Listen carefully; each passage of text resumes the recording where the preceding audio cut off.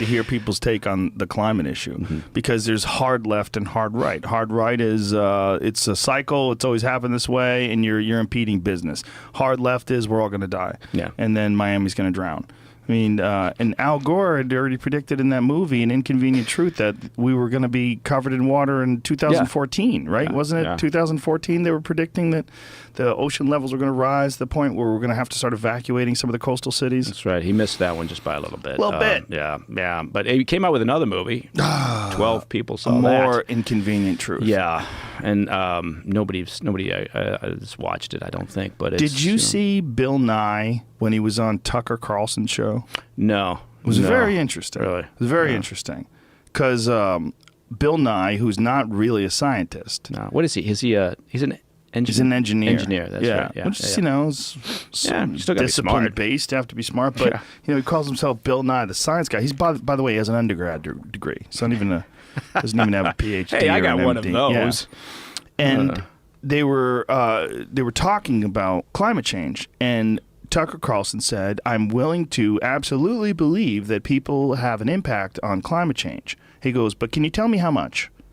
And then Bill Nye kind of got flustered, and you know he got like a little confrontational, a little defensive. It was really kind of interesting because Tucker kept pestering on him. Like, we're talking about science, so I would like you to tell me how much of an impact have people had? What are the numbers? Is it a narrow range? Can you give me a narrow range? Is that nothing? Yeah. It's just what he does is he publicizes science for his own personal benefit. Right. He has that terrible show on Netflix, Bill Nye Saves the World. Yeah.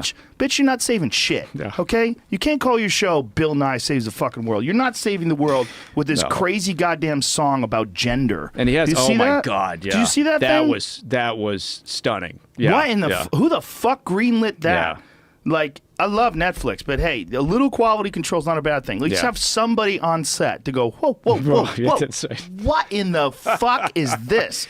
Like this, like a censor, like in that movie Good Morning Vietnam. You know, somebody that sits there and reads through his material before he does it. No, I saw that, and I thought, you know, clearly they don't have anybody who has to approve his content. But that just shows you where his mind's at, that he's willing to say yes to that. That's someone who wants to acquiesce with no uncertain terms to the left. Yeah. Like, he just wants Meanwhile, he had a film out, a movie or a television show out years ago where he was describing gender, and he was basically saying there's two genders, and it's about X and Y chromosome. I mean, which is what everybody's been told in science and biology class. Then he has this show just a few years later where now the tide has turned politically, where this is such a weird subject about gender and sexual identity and gender identity. Oh my God. And so he's got these songs about, you know, like what that lady singing that song, like, hey, this is fucking terrible. Like, all you're doing is just like the same thing as President Trump staring at the sun. Yeah. All you're doing is setting yourself up for ruthless criticism that's going to diminish any potential legitimate point that you actually have. But I will say this: I don't think he really got pilloried for it. Right? I mean, nobody really.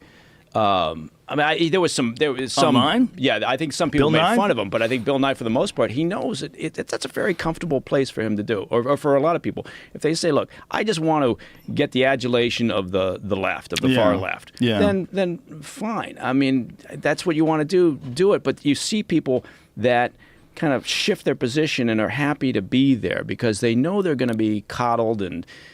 So I get why he does it, because it's a base of it's an audience that he knows is going to stick with him as long as he says the right things. Yeah. And apparently he doesn't really give a shit about science, so he's happy to say anything. Well, I think he does give a shit about science, but I think he gives a shit more about people liking him and fitting in with this crowd of people. There's a weird thing that's going on in science, and there's nothing like science is fantastic. It's critical for our civilization. I'm not a science criticizer. But there's a weird thing about people that are a part of science, where their own egos and their own need for positive affirmation sort of supersede any critical thinking. So there's certain subjects that cannot be discussed. There's certain things that, like, they're almost like it's almost like science religion. You know, so there's certain subjects that aren't even open to scrutiny. Well, I think that's right, and I think part of it is also we have gotten to a point where you can't.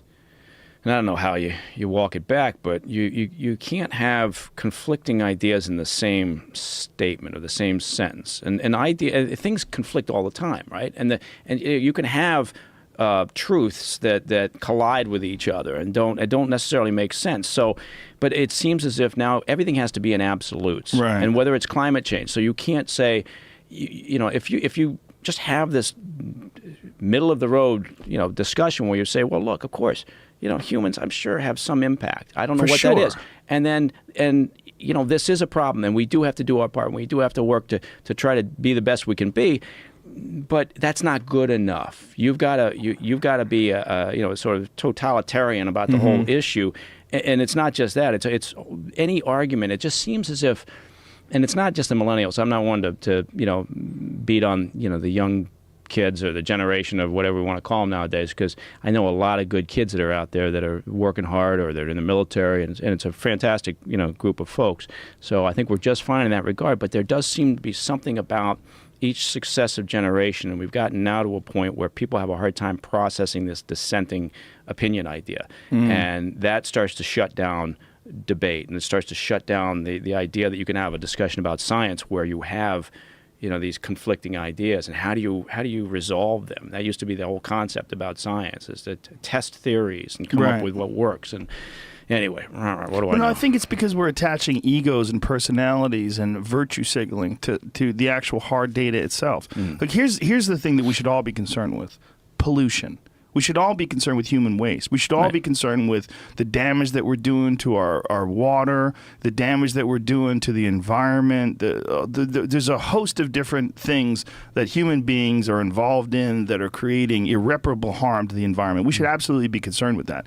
But what's weird is that you hardly ever hear about that. You hardly ever hear about doing something to curb the plastic in the ocean, doing something to eliminate some of the sewage waste that goes into the ocean, there's a ton of different things that we're doing that are huge issues. But instead, you hear about climate change, and it becomes this ideological left versus right battle, which is it's just very weird to me. And I understand that climate change is a real issue, and if the ocean water continues to rise, coastal cities really are fucked, and if the temperature does rise, we really might have to migrate to more, better climates. But there's a lot of other shit going on that seems to get ignored during this process. Well, interesting. I mean, I'm old enough to remember when plastics, that was an issue, right? Plastic bags, or keeping the oceans clean, or don't be a litter bug. I mean, it was more of a. It was things that you could accomplish, right? It was things that you could do, the community could do. So you would have these community drives to pick up trash, or to not use plastic bags, or to whatever it is. And it was stuff that you could do, and you could see some results, and you felt good about it.